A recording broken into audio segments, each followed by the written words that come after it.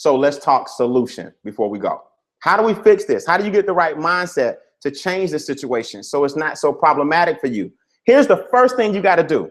Number one, you got to start attacking your revolving debt with massive, massive, massive assaults.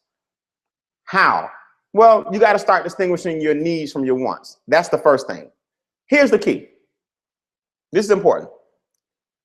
If you start distinguishing your needs from your wants, and if you remember that interest is the penalty you pay for the right to own things in advance that you can't afford, then you won't buy those things anymore.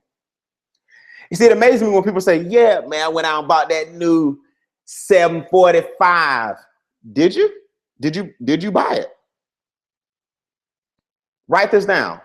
Just because I can afford payments doesn't mean I can afford it. I'm not bashing people with car notes. Don't misunderstand what I'm saying. But let me just make sure I make sure this is clear.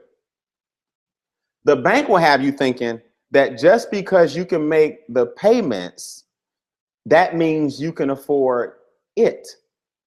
That's not true. Because if I could afford it, I would buy it. So I'm never impressed with what somebody drives. I'm impressed with what the assets look like on your balance sheet. I know a guy, true story, man. If you saw his car, you would think he was a complete bum. Paint chipping off, the sun hit it so much, the rust coming up under it. He a multi-millionaire. I know 3 people like that. They all drive the most raggedy car in the world. I'm like, shit, let me get me a, I'm sorry.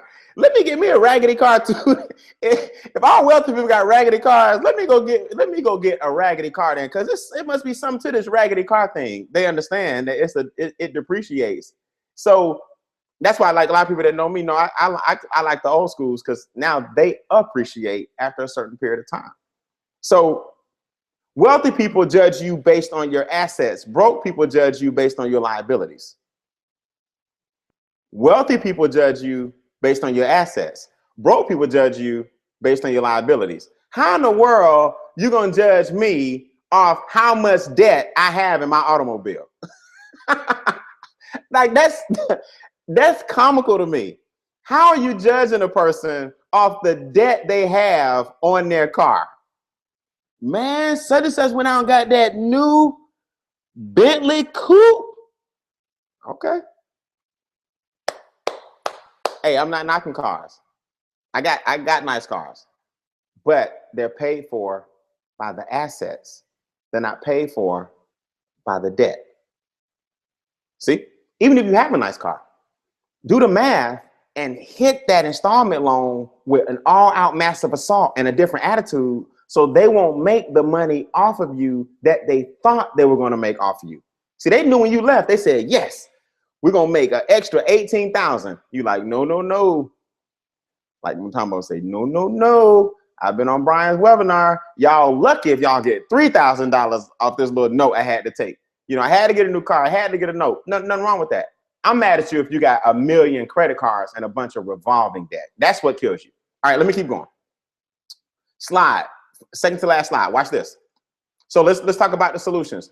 All right, so write this down. Number one, we got to start distinguishing our wants from our needs. If interest is the right to afford, is the penalty you pay for the right to own something in advance you can't afford, then you have to ask yourself, if I can afford the payments, that doesn't necessarily mean I can afford it.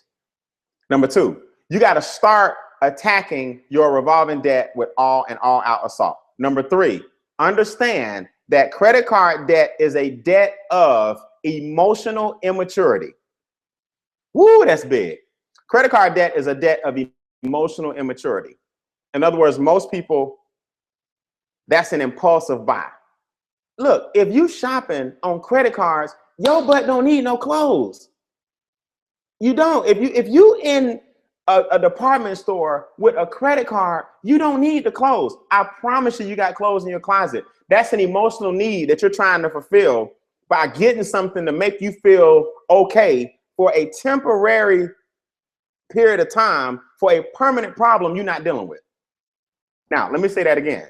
Typically, emotional buys, will put a temporary Band-Aid on a permanent situation you're not dealing with. So if you are in a department store with a credit card buying clothes that will not appreciate, clothes go out of style, which is why they depreciate. Why in the world are you giving them interest on clothes that are going out of style over the next 3 years anyway? It's because you have a temporary emotional need that you're trying to fill, and you go in there and they gave you what you think is a permanent solution.